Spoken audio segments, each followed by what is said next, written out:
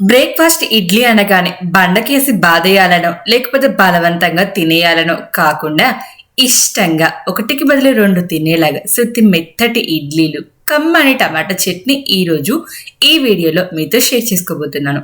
ఇక ఏ మాత్రం లేట్ చేయకుండా సుత్తి మెత్తటి ఇడ్లీలు కమ్మని టమాటా చట్నీ ఎలా చేయాలో చూసేద్దామా? వీడియోలోకి వెళ్లే ముందు మీ అందరికీ ఒక స్మాల్ రిక్వెస్ట్, ముందుగా ఛానల్ని లైక్ చేసి సబ్స్క్రైబ్ చేసుకోండి. అప్పుడే మీకు అప్లోడ్ చేసే ప్రతి వీడియో నోటిఫికేషన్ అనేది వస్తుంది. సో ఇక లేట్ చేయకుండా వీడియోలోకి వెళ్ళిపోదాం. Hi hello friends, welcome back to our channel. నేను మీ లక్ష్మి.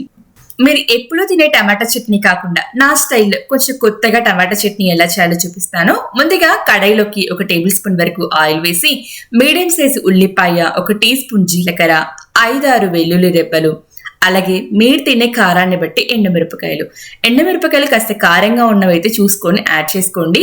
వీటిని కాస్త పచ్చివాసన పోయే వరకు చిన్న మంట మీద ఫ్రై చేసుకోండి.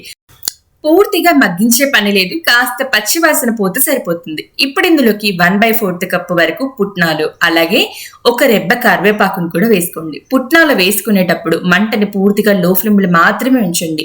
పుట్నాలు త్వరగా వేగి మంచి మాడిపోయిన స్మెల్ వస్తుంది. సో అందుకోసం పూర్తిగా మంటని లో ఫ్లేమ్లో మాత్రమే ఉంచుకోండి. 1 నిమిషం పాటు మిక్స్ చేసుకుంటూ ఫ్రై చేసుకున్న తర్వాత ఇందులో బాగా ఎర్రగా పండిన 2 టమాటాలు కట్ చేసుకొని వేసుకోండి.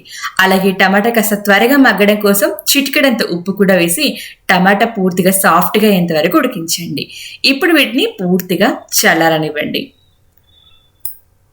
ఇవి కాస్త చల్లారిన తర్వాత వీటిని మిక్సీ జార్లో వేసేసి రుచికి సరిపడా సాల్ట్, అలాగే కొద్దిగా చింతపండు నచ్చితే వేసుకోండి, వద్దు అనుకున్న వాళ్ళు స్కిప్ చేయొచ్చు, వేసేసి అవసరానికి సరిపడా వాటర్ యాడ్ చేసుకొని మెత్తటి పేస్ట్లా గ్రైండ్ చేసుకోండి. చూసారా, టెక్స్చర్ అనేది మనకు ఈ విధంగా ఉండాలి. ఇలా గ్రైండ్ చేసుకొని ఈ టమాటా చట్నీని కాస్త పక్కన ఉంచండి. కడాయిలోకి 1 టీ స్పూన్ వరకు ఆయిల్ వేసేసుకొని ఇందులోకి ఆవాలు, జీలకర్ర, పచ్చిశనగపప్పు, మినప్పప్పును కూడా వేసుకోవచ్చు, అలాగే కొద్దిగా కరివేపాకు, 2 ఎండుమిరపకాయలు వేసేసి పోపుని చక్కగా వేగనివ్వండి. ఈ పోపు ఇలా వేగిన తర్వాత ఈ పోపుని తీసుకెళ్లి టమాటా చట్నీలో వేసేయండి. రెగ్యులర్గా మనము పల్లి చట్నీతోనో సాంబార్తోనో తినే ఇడ్లీల కన్నా కూడా ఈ టమాటా చట్నీతో తింటే 2 ఇడ్లీలు ఎక్స్ట్రానే తింటారు. అంత బాగుంటుంది ఈ టమాటా చట్నీ. టెక్స్చర్ అయినా టేస్ట్ అయినా భలే ఉంటుందండి.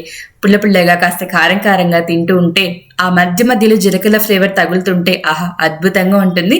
సో ఇడ్లీలు కూడా అయిపోయాయి. సో వీటిని మనము వేడిగా ఒక ప్లేట్లో వేసేసుకొని ఇడ్లీ చట్నీలో ముంచుకుంటున్నామా లేదా చట్నీలో ఇడ్లీ ముంచుకుంటున్నామా అన్నట్లు తినేస్తారు ఈ చట్నీతో. ఈ వేడిగా ఇడ్లీ అనేది రవ్వగా తగులుతూ ఎంత పర్ఫెక్ట్ గా సుత్తి మెత్తగా ఉన్నాయో ఇడ్లీలు.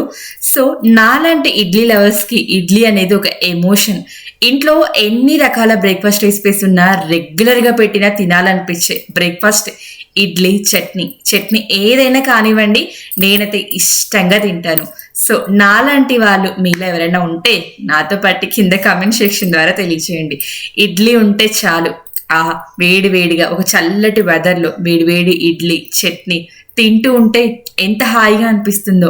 మెంబర్ ఆఫ్ ఐటమ్స్ ఉన్నా కూడా నాలాగా చాలా మందికి ఇడ్లీ అనేది ఒక ఎమోషన్. సో నచ్చితే తప్పకుండా మీరు ట్రై చేయండి. అలాగే మీకు ఎలా కుదిరిందో నాతో కమెంట్ సెక్షన్ ద్వారా తెలియచేయండి. మంచి వీడియోతో మళ్ళీ కలుద్దాం.